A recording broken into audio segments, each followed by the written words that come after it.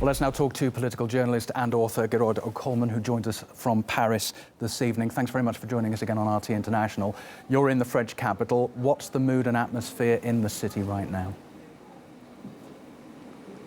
We're being told that there's a state of war and a state of emergency. We've had this before. We had this in January, and for several weeks we had non-stop sirens and non-stop chatter on the radio about the threat from radical Islam and terrorist groups and so on. And so we're having a kind of a replay of that, but it has been, I think, accentuated, and we're going to have an intensification of the media campaign, which is essentially a propaganda campaign to make people in France fear Muslims.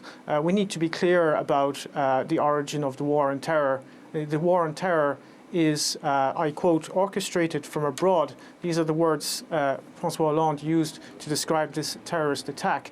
Well, the attacks that have been continuing to destroy Syria, to massacre its population, have also been orchestrated from abroad.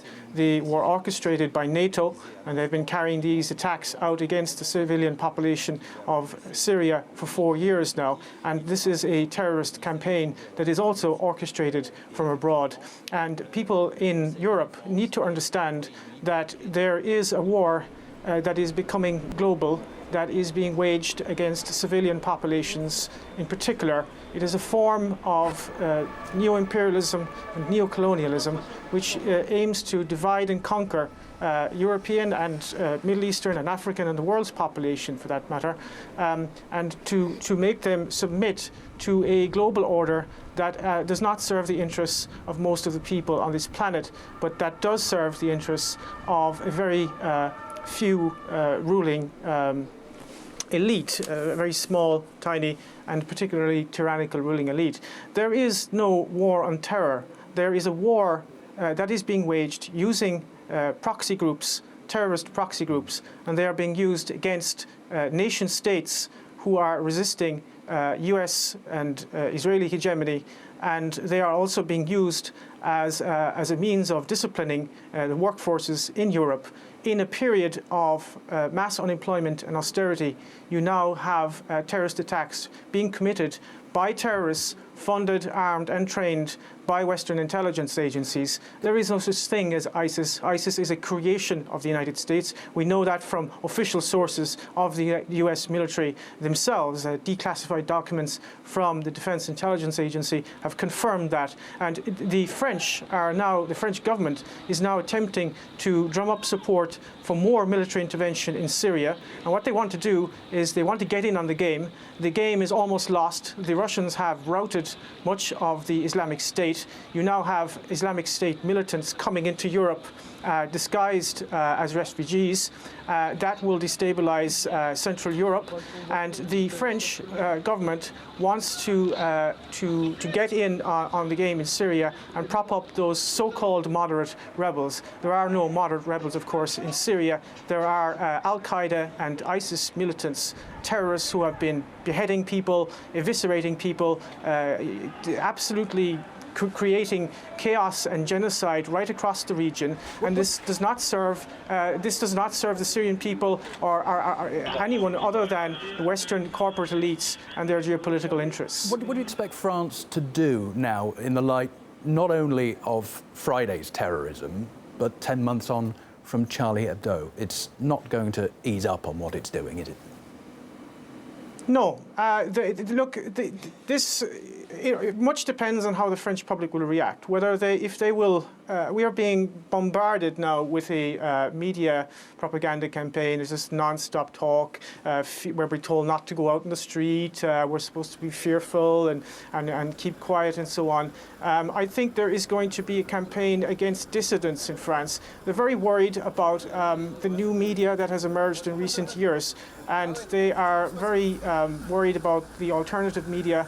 So I think there you will see, we saw this actually after the attacks in January, you will see a conflation of terrorism and dissidents. So one of the tools which the media, the mass media uses to discredit any kind of rational questioning of the established order, and particularly the war on terrorism, is to deride those who would question the war on terrorism as conspiracy theorists. And I think you're going to see a crackdown on so-called conspiracy theorists and websites that actually publish rational and honest analysis of what is happening. So you're going to see more of that type of intellectual terrorism, which is already at boiling point in France. I mean, it's got to the point now where you have professors in universities who are being intimidated. You have school teachers who are basically being fired for even suggesting that there may be a link between French imperialism and terrorism. There was one case recently, for example, of a school teacher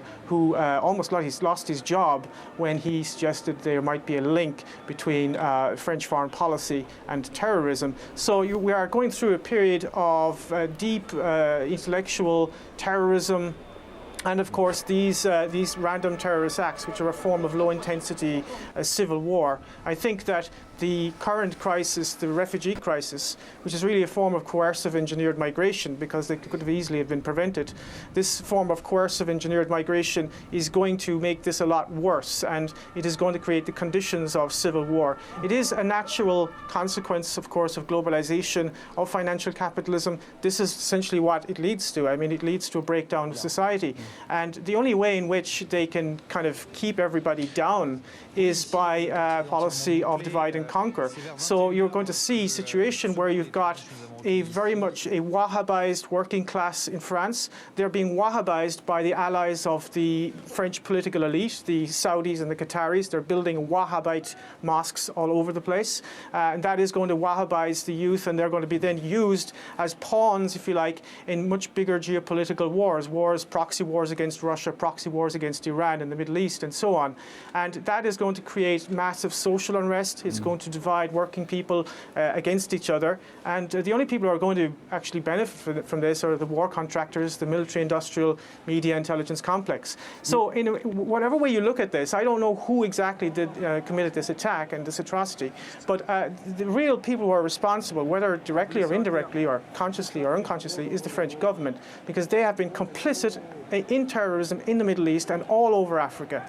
And that needs to be understood. And if we don't understand that, this is going to continue and it's going to deteriorate. We will find ourselves in a situation under military law, martial law, if this continues. So it really needs to be analysed and understood. Can I pick you up on the issue of migrants and refugees? Because one of the terrorists appears to have been a French citizen, another a recent migrant to the country. What do you think this will do to France's policies towards the migrant crisis? Well, I think there is sufficient evidence to suggest strongly, in fact, that the current crisis, I mean, the migration crisis is something that is ongoing, and there are different waves. You've got different waves coming up from Libya, you've got the ones coming up from Syria and up through the Balkans. But the current kind of refugee crisis, as it were, is what I would refer to as coercive engineered migration. This is a term used by Kelly Greenhill, a US academic, who wrote an interesting book on this, whereby she shows that migration can be used as a tool by one state to destabilize another state. In this case, it's definitely being used by the United States and Turkey to destabilize the Balkans, Mitteleuropa, which would be Hungary, and of course Germany. And the geostrategic reasons of this are basically go back to classical geopolitics, which is Halford Mackinder's theory of the world, of dividing the world island. That is to say, you divide the Eurasian Peninsula from the Baltic Sea to the Black Sea.